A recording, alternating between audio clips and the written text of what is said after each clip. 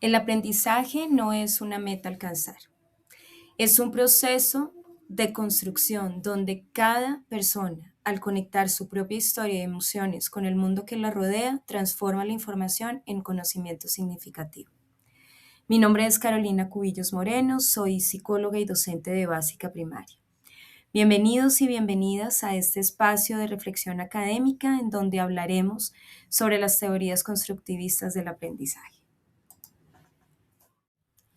Para iniciar, quisiera hablar un poco sobre qué se entiende sobre las teorías constructivistas del aprendizaje. Estas teorías sostienen que toda persona construye su propio conocimiento relacionando la nueva información con el conocimiento previo que ya ha adquirido en otras experiencias o aprendizajes. Este proceso solo se logra mediante la interacción, exploración, reflexión y participación de la persona con el ambiente o con el estímulo o con el espacio en el que se encuentra. El aprendizaje no es entonces recibir información, es construir significados a partir de experiencias previas, interacción y sobre todo actividades cognitivas que llevan a un aprendizaje significativo. ¿Y quiénes son los principales exponentes de la teoría constructivista del aprendizaje? Podemos mencionar a tres: Brunner, Azewell y Vygotsky. Centrémonos primero en Brunner con el aprendizaje por descubrimiento. Brunner propone que toda persona aprende descubriendo, relacionando conceptos y dando soluciones por sí misma a situaciones que se le presentan. Por esta o de esta manera, concibe el aprendizaje como un proceso en el que el estudiante participa activamente en la construcción y el descubrimiento de nuevas ideas. Menciona tres modelos de representación. El primero es aprender haciendo, que es el inactivo, que tiene que ver con la memoria del movimiento, aprender a montar en bici, amarrar los zapatos y diferentes hábitos que realizamos día a día.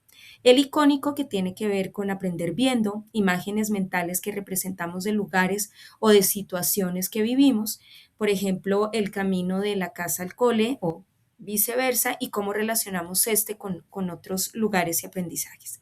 Y por último, el simbólico, que tiene que ver con adquirir aprendizaje abstracto a partir de símbolos que no representan específicamente algo, pero que sí aprendemos a relacionar. Como lo mencioné, el segundo exponente es David Azewell y el aprendizaje significativo, uno de los enfoques más importantes en la teoría o en las teorías del aprendizaje.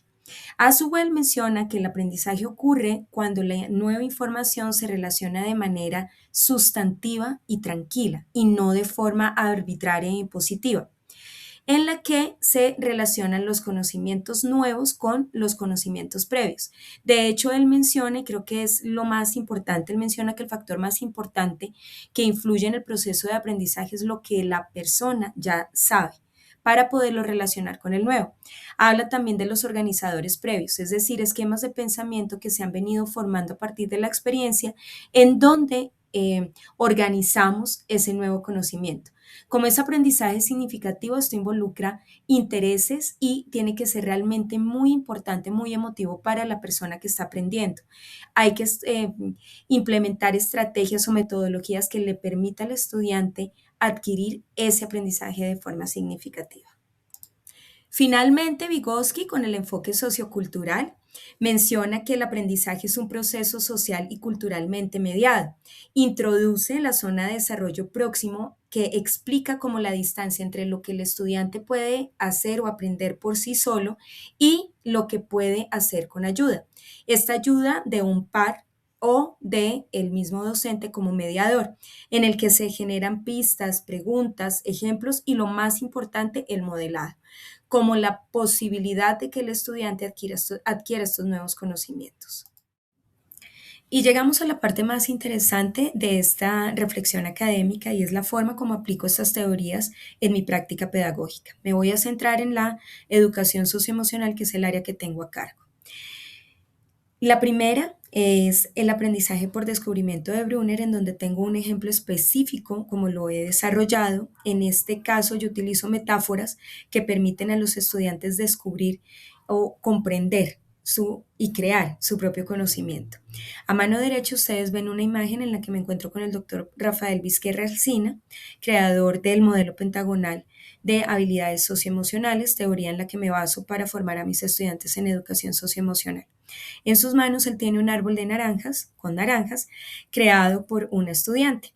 La actividad que propuse era que crearan una metáfora para que diferenciaran entre la alegría y la felicidad. Mi estudiante decide hacer un árbol de naranjas y menciona que las naranjas son la alegría. ¿Por qué? La alegría es pasajera, no es duradera y se presenta en algún momento, de un momento a otro. Yo puedo tomar la naranja de un árbol si tengo sed, consumirla, sin embargo, esta naranja va a durar lo que yo dure en consumírmela y ya va a finalizar. Pero si yo decido sembrar un árbol de naranjas, lo cuido, lo protejo, lo coloco en un lugar que reciba agua, luz, aire, y lo protejo, este árbol con el tiempo va a crecer y va a darme naranjas durante toda mi vida. Esta es la felicidad. La felicidad yo debo construirla, debo protegerla, debo alimentarla día a día para que se pueda sostener. La felicidad es duradera, la alegría es pasajera. Por otra parte, el aprendizaje significativo de Asuswell lo relaciono cuando mis estudiantes, a partir de varias estrategias y entrenamientos que hemos tenido en ejercicios de atención plena o de mindfulness, son capaces de autorregularse en situaciones que les generan sensaciones desagradables, el miedo a pasar una exposición, el miedo a presentar un examen, una situación de un problema en donde se generó mucho enojo por alguna discusión que se tuvo con algún compañero y, por ejemplo, ser conscientes de su respiración y a implementarlos en ese momento. Y por último, el enfoque sociocultural de Vygotsky, que es el reto para mí en este doctorado, que es crear una estrategia de corregulación entre adulto y estudiante para mostrar o modelar la forma como un estudiante puede autorregularse frente a una situación específica. Muchísimas gracias. Espero que este haya sido un ejercicio que les haya aportado a su práctica pedagógica.